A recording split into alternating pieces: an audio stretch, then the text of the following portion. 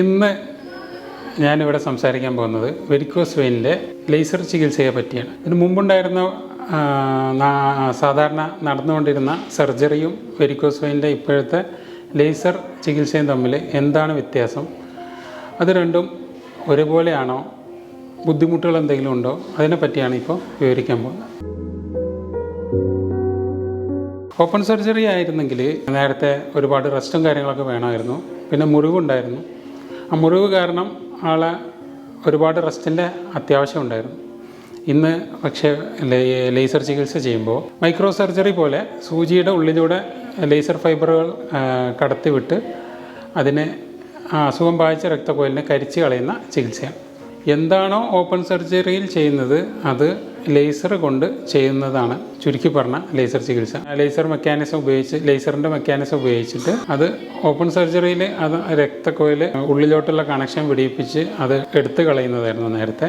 അതിന് വലിയ മുറിവും കാര്യങ്ങളൊക്കെ ഉണ്ടാവുമായിരുന്നു. അത് ഒഴിവാക്കി അതേ ചികിത്സയെ ലേസർ ഫൈബർ ഉപയോഗിച്ച് അകത്തോട്ടുള്ള കണക്ഷൻ മുതൽ താഴോട്ടുള്ള ഭാഗത്തോട്ട് അത് കരിച്ചിട്ട് ഇല്ലാതാക്കുന്ന ചികിത്സയാണ് ലേസർ ചികിത്സ. ഇനിയിപ്പോൾ അടുത്ത കാര്യം, എല്ലാവരുടെയും സംശയം, ഇത് ഓപ്പൺ സർജറി പോലെ തന്നെ ഫലപ്രദമാണോ, വീണ്ടും വരുമോ, ഇതൊക്കെയാണ്.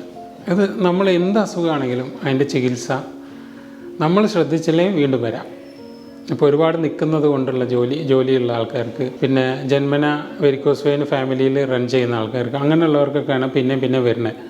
അപ്പോൾ അത് എങ്ങനെ വരാതിരിക്കാം എന്നുള്ളത് നമ്മൾ ചോദിച്ചു കഴിഞ്ഞാൽ അതിന് നമ്മളെ ജീവിതശൈലി ചെറിയ രീതിയിൽ മാറ്റം വരുത്തിയേ പറ്റുള്ളൂ. ഓപ്പൺ സർജറിയിൽ എത്രത്തോളം വീണ്ടും വരുമോ അത്രത്തോളം തന്നെ ലേസർ ചികിത്സയിലും വരാം, പക്ഷേ കമ്പാരിറ്റീവ്ലി കുറവായിരിക്കും. പിന്നെ രണ്ടാമത്തെ അഡ്വാൻറ്റേജ് എന്താണെന്ന് വെച്ച് കഴിഞ്ഞാൽ ഓപ്പൺ സർജറി ചെയ്ത് കഴിഞ്ഞാൽ മിക്കവാറും ഒക്കെ ഒരു 3 to 4 days ഹോസ്പിറ്റൽ സ്റ്റേ വേണമായിരുന്നു. ഇപ്പോൾ ലേസർ ചികിത്സ വന്നതിന് ശേഷം മുറിവും കാര്യങ്ങളൊന്നുമില്ല, വേദനയും കാര്യങ്ങളൊന്നും ഒക്കെ കുറവായിരിക്കും, മെഡിസിൻ ലോഡ് കുറവായിരിക്കും. അതുപോലെ തന്നെ അന്ന് രാവിലെ വന്ന് അഡ്മിറ്റായി ചെയ്ത് അന്ന് വൈകുന്നേരം തന്നെ വീട്ടിലോട്ടും പോകാൻ പറ്റും. അതായത് ഹോസ്പിറ്റൽ വാസം ആവശ്യമില്ല. ഇനി അടുത്ത രീതിയിലുള്ള ചികിത്സ എന്ന് പറഞ്ഞു കഴിഞ്ഞാൽ സ്ക്ലീറോതെറാപ്പി എന്ന് പറയും, ഫോം സ്ക്ലീറോതെറാപ്പി. അത് സിവിയറായിട്ടുള്ള വെരിക്കോസ് വെയിൻ ഉള്ളവർക്ക് ചെയ്യാൻ ബുദ്ധിമുട്ടായിരിക്കും. ചെയ്തു കഴിഞ്ഞാലും പെട്ടെന്ന് വീണ്ടും വരാനുള്ള ചാൻസ് ഉണ്ട്. പിന്നെ അത് ചെറിയ മുട്ടിൻ്റെ താഴോട്ട് മാത്രമുള്ള കാണുന്ന ചെറിയ രീതിയിലുള്ള ചികിത്സകൾക്ക് മാത്രമേ അത് ഉപയോഗിക്കാറുള്ളൂ. പിന്നെ കോമൺ ആയിട്ട് എല്ലാവർക്കും അറിയേണ്ട വേറൊരു ഉത്തരം കൂടെ ഉണ്ട്.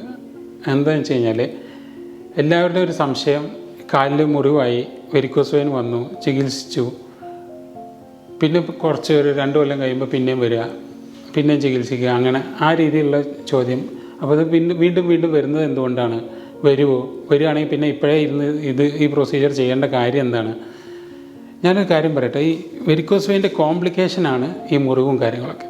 ഈ മുറിവ് വരുന്ന സമയത്ത് മുറിവ് വന്നിട്ട് പോലും അതിനെ ചികിത്സിച്ചില്ല എന്നുണ്ടെങ്കിൽ ആ മുറിവ് മാറാതാവുകയും എത്രയും പെട്ടെന്ന് റാപ്പിഡായിട്ട് അതിന് പ്രോഗ്രഷൻ ഉണ്ടാവുകയും മുറിവ് മാറാതെ ഇൻഫെക്ഷനായി കാല് വരെ നഷ്ടപ്പെടേണ്ട അവസ്ഥയിലോട്ട് പോകും.